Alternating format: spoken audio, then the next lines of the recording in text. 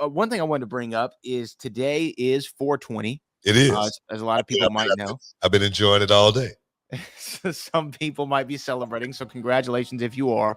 But WWE, interestingly enough, they put out a RK Bro 420 shirt, right? That says 420 says I just smoked your ass, right? We've come a long way. WWE's put that out. Yes, we've come a long way. Now, there's also backstage news about the marijuana policy when it comes to WWE. And here's the thing. I think this is a really great step toward athlete health, because whether you're a marijuana user or not, you can't deny science at some point in time. And marijuana and CBD usage and things of that nature has done a lot for athlete recovery. And at the end of the day, when you're traveling every single a week and you're doing multiple matches a week as a professional wrestler, you need to be able to take care of your body. So this was actually been updated from WWE. They said that everything is still tested, but in the past, you would get a $2,500 fine for a positive test. But now, know about that fine. But now they're saying that is kind of done away with. They don't expect WWE to come out with a themed cannabis incense anytime soon, but the policy has been relaxed.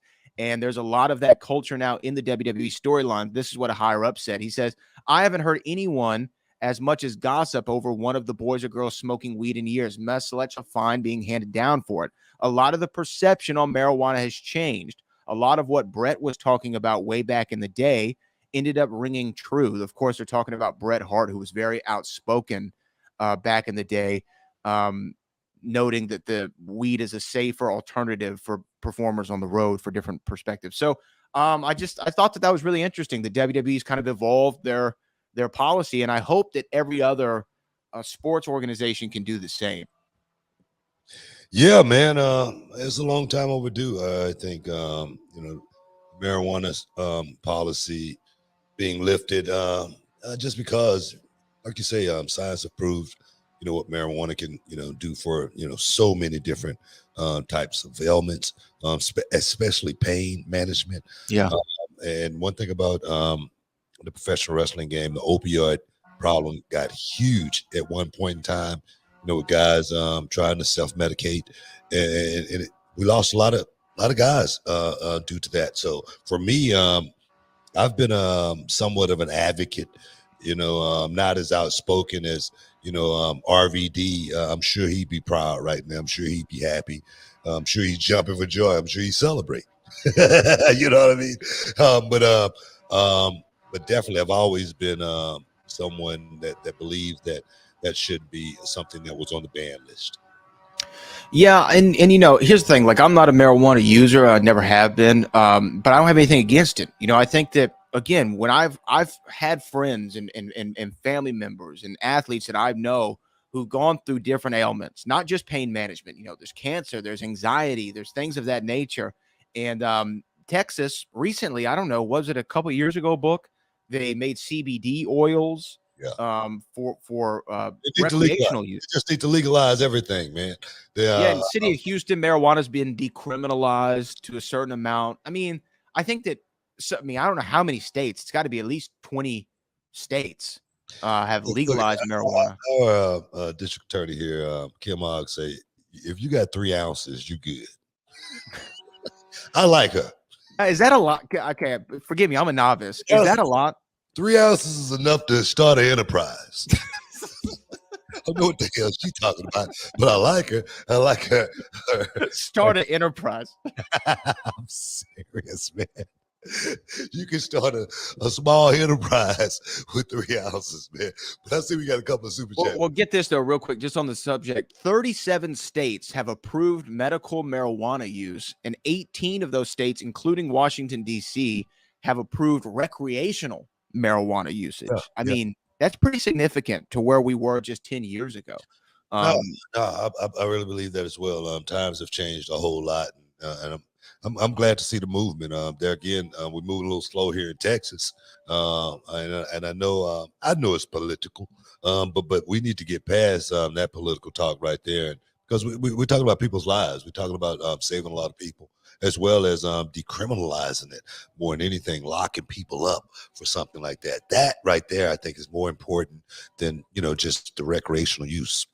I agree. It was about a year ago. I talked to Jim Belushi, who Jim Belushi has a marijuana business in Oregon, right? And to me, there's been so many people who've been locked up for marijuana related crimes. Now, distribution's one thing, right? I mean, I can understand why that obviously is frowned upon, but so many nonviolent marijuana related incarcerations in this country is absolutely ridiculous. And you want to talk about breaking up the family unit, right?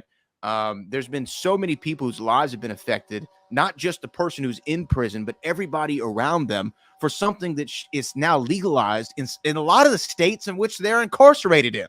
Do Yeah. you know how mad I would be if I'm Yeah. serving a 20-year sentence Yeah. in California for weed or Yeah. wherever?